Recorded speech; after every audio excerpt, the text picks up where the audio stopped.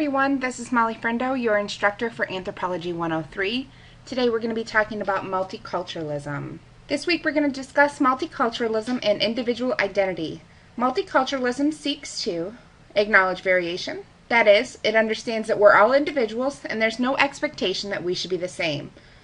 Multiculturalism advances the belief in the equal value of cultural groups, not only in terms of rights and access to resources, but also in terms of study.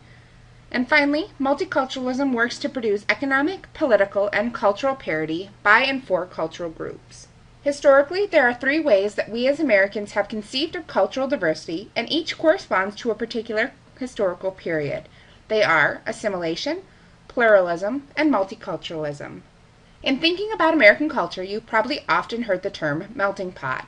Assimilationism fits this model because it refers to the merging of groups and their cultural traditions into a single common culture. In assimilation, minorities are expected to adopt the traits of the dominant culture. As a model, assimilation was popular during the Great Immigration period in the 1900s through World War II. In this model, immigrants were expected to erase their unique cultural traits in order to adopt a quote-unquote American culture. We'll watch a short video that promotes this idea of assimilation. You may recognize it from Schoolhouse Rock if you're of a certain age. Pay attention to how this video plays into cultural myths. Does it talk about the various traits that were erased through the process of immigration? Or who was here when America was settled into colonies? My grandmother came from Russia, a satchel on her knee. My grandfather had his father's cap he brought from Italy. They'd heard about a country where life might let them win. They paid the fare to America and there they melted in. A lovely lady Liberty with her book of recipes and the finest one she's got. The great American melting pot, the great American melting pot. America was founded by the English, but also by the Germans, Dutch, and French. the principle still sticks, our heritage is mixed. So any kid could be the president. You simply melt right in. It doesn't matter what your skin, it doesn't matter where you're from or your religion. You jump right into the great American melting pot. Great American melting pot. Ooh, what a stew, red, white, and blue. America was the new world and Europe was the old. America was the land of hope, or so the legend told. On steamboats by the millions in search of honest pay, those 19th century immigrants sailed to reach the USA. Lovely lady Liberty with her book of recipes and the finest one she's got is the great American melting pot, the great American melting pot.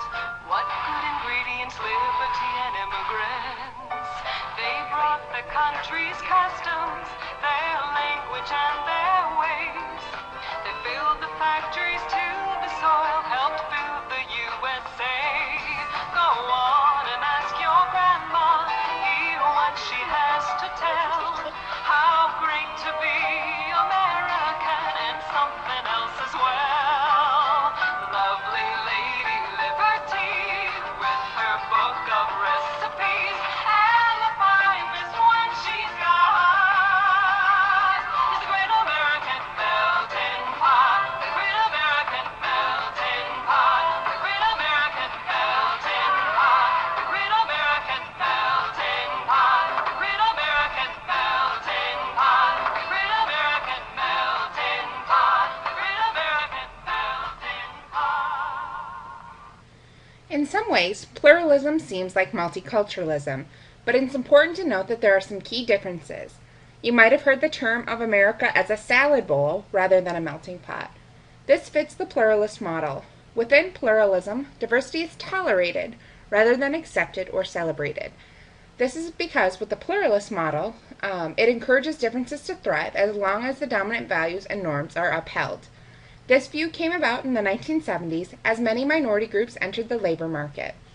A key concept to understand with pluralism is that, as a model, it tends to promote the sort of token view of minority culture groups. That is, it assumes that all members of a cultural group are the same and ignores the fact that there's a great deal of diversity within each group. Last week we talked about acculturation. I wanted to show this video as a way of going against this pluralist model. This video showcases several different Latino Americans. As you watch it, consider the differences amongst each individual. Not everyone is the same, nor do they hope to be. Yo hablo español, no sé mucho el inglés. Mis vecinos son latinos, mis amigos también son latinos. Llevo un año aquí, cuando veo televisión, veo a Telemundo y Univisión. Bueno, yo casi siempre hablo español, pero sé suficiente inglés para defenderme y la mayoría de mis amigos son latinos. Veo televisión en español, pero claro, cuando me conviene veo televisión en inglés. I mostly speak English, but I also speak Spanish. Not very well, but good enough. Pretty much been here all my life, and most of my friends are from everywhere, but when we talk to each other, we talk in English. I like to watch the American media, but when it comes to football, tiene que ser en español. I was born here. My parents are from Venezuela, and I speak Spanish with them. With everybody else, I speak English, and my friends are mostly from here.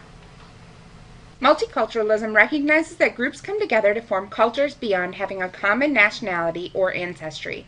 It recognizes that cultural histories and traditions are constantly blending with new traditions. Within multiculturalism, all people and groups are seen as equals, and laws address inequities.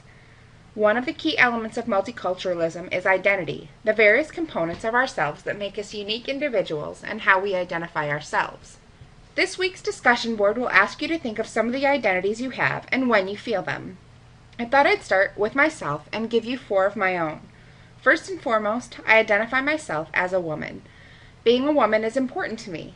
I've always been interested in feminist studies and would cast myself as a girly girl. Another identity I feel is that of family member. I am my parents' daughter, my sibling's sister, and my nephew's aunt. Like many people, my family comes first in my life. I feel the identity of educator in many places of my life. When I'm creating lectures for all of you, or writing in the discussion board, or grading papers. I also feel like an educator in my job at MSU, where I do a different kind of education, one that's more informal. Like all of you, I'm also a student. I'm working on a degree at MSU and have to find ways to balance work, family, and studying. These are just a few of the ways that I identify myself and use my identities to build connections with other people. Multiculturalism recognizes that individuals organize themselves into groups with common interests to transform society and be included as equals. Your book defines identity politics as socio-political identities based on perception of sharing a common culture, language, religion, or race, rather than citizenship in a nation-state, which may contain diverse social groups. These identity groups are formed based on commonalities, and the groups work together to fight for improved state of existence. Multiculturalism mobilizes members of various affinity or identity groups to enact cultural change and secure rights for that group. If you were to imagine American culture as a big circle, with those in power being located at the center and minority groups at the edges, multiculturalism seeks to decentralize that power and distribute it equally. Multiculturalism will be the lens we'll use this semester as we look at various categories like gender, race, age, ability, class, family, religion, and sexuality. As we discuss these things, it's important to remember that we are each individuals who come to this class with different experiences, values, and beliefs.